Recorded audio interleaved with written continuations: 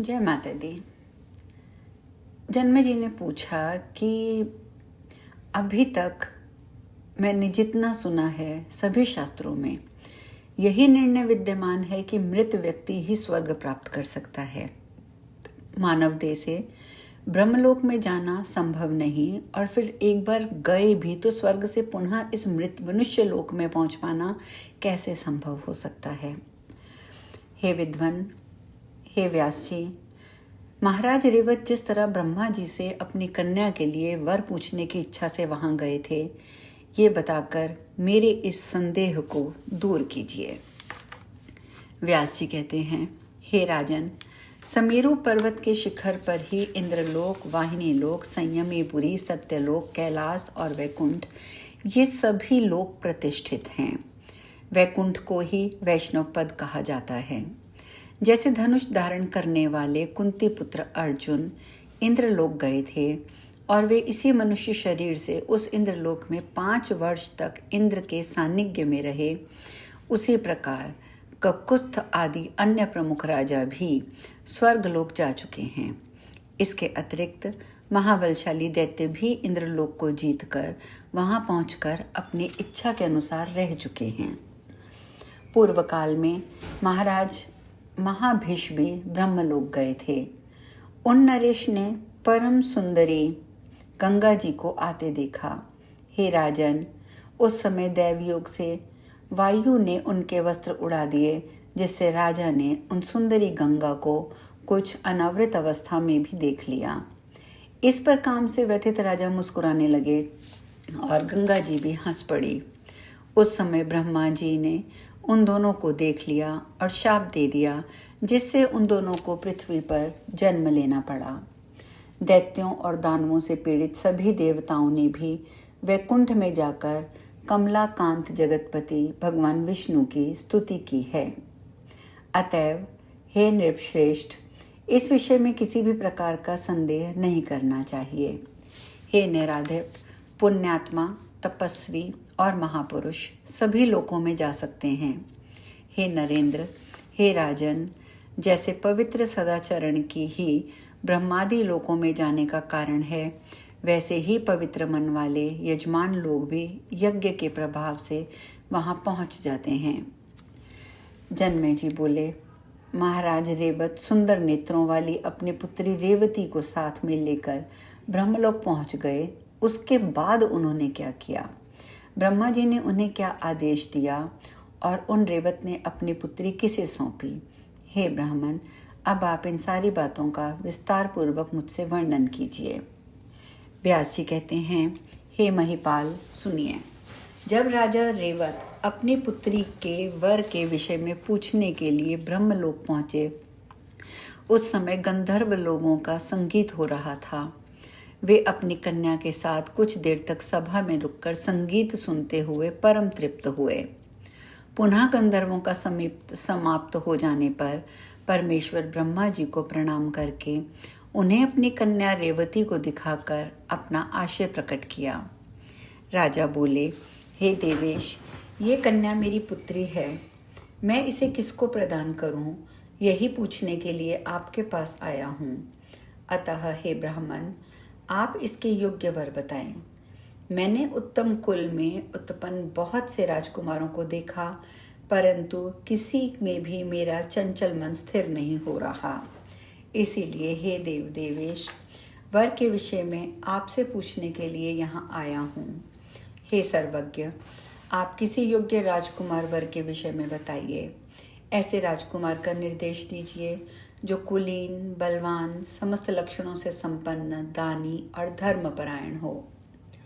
व्यास जी बोले, हे राजन, तब राजा की बात सुनकर जगत की रचना करने वाले ब्रह्मा जी काल पर्यंत ब्रह्मा जी के थोड़े समय में पृथ्वी का बहुत लंबा समय बीता हुआ देखकर हंस करके उनसे कहने लगे। ब्रह्मा जी बोले, हे राजन, आपने अपने हृदय में जिन राजकुमारों को वर्ग के रूप में समझ रखा था, वे सब के सब अब पुत्र, पौत्र और बंधुओं समेत काल कलवित हो चुके हैं। इस समय वहाँ 27वां द्वापर चल रहा है। आपके सभी वंशज मृत हो चुके हैं और दैत्यों ने आपकी पुरी को भी विनिष्ट कर दिया है। इस समय वहाँ चंद्रवंशी राजा शासन कर रहे हैं। अब मथुरा नाम से प्रसिद्ध उस पुरी के अधिपति के रूप में उग्रसेन विख्यात हैं। ययाति वंश में उत्पन्न वे उग्रसेन संपूर्ण मथुरा मंडल के नरेश हैं। उन महाराज उग्रसेन का एक कंस नामक पुत्र हुआ, जो महान बलशाली और देवताओं से द्वेष रखने वाला था। राजाओं में सबसे अधिक मदोन्मत्त उस दानव वंशी कंस ने अपने पिता को भी कारागार में डाल दिया और वह स्वयं राज्य करने लगा। तब पृथ्वी असह्य भार से व्याकुल होकर ब्रह्मा जी की शरण में गई। श्रेष्ठ देवगणों ने ऐसा कहा कि दुष्ट राजाओं तथा उनके सैनिकों के भार से पृथ्वी के अति व्याकुल होने पर भी भगवान का अंश अवतार होता है। अतः उस समय कमल के समान नेत्र वाले वसुदेव नंदन श्री कृष्ण देवी स्वरूपा देवकी के गर्भ से उत्पन्न हुए वे साक्षात नारायण मुनि ही थे। उन सनातन धर्मपुत्र नरसखा नारायण मुनि ने बद्रिका आश्रम में गंगा जी के तट पर कठोर तपस्या की थी। वे ही यदुकुल में अवतार लेकर वासुदेव नाम से विख्यात हुए।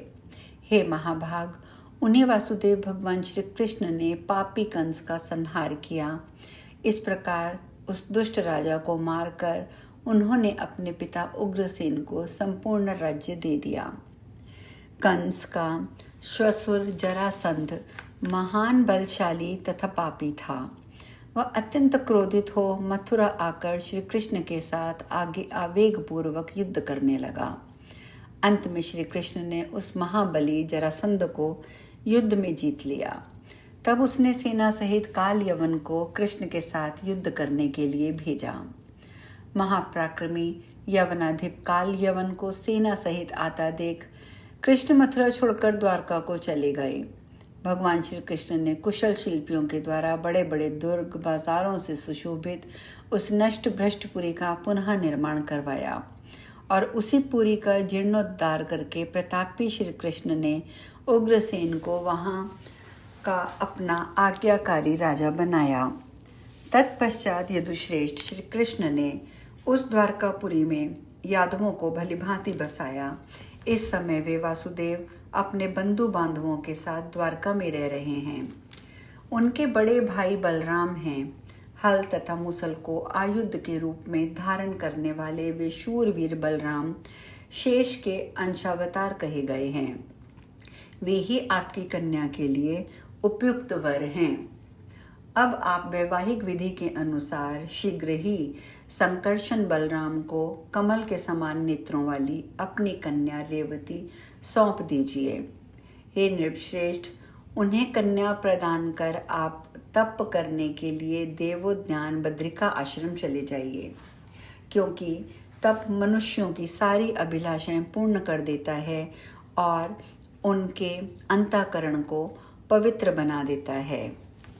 व्यास जी बोले, हे राजन, पद्मयोनि ब्रह्मा जी से ये आदेश पाकर राजा रेवत अपनी कन्या के साथ शीघ्र ही द्वारका चले गए।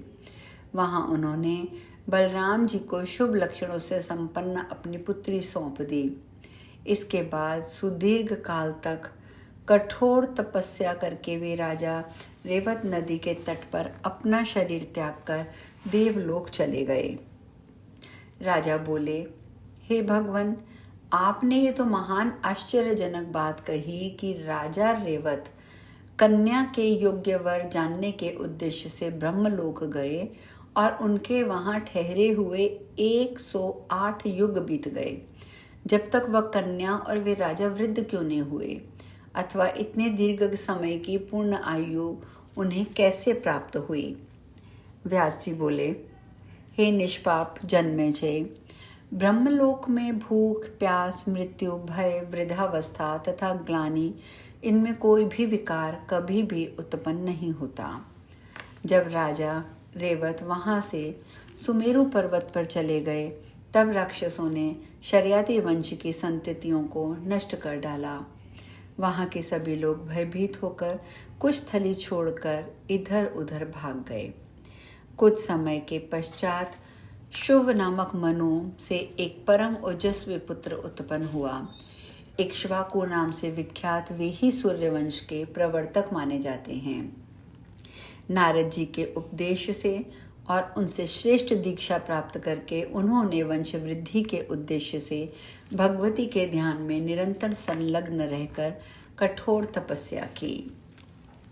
आज हम कथा में यहीं विश्राम लेंगे। शेष कल। जय माता दी।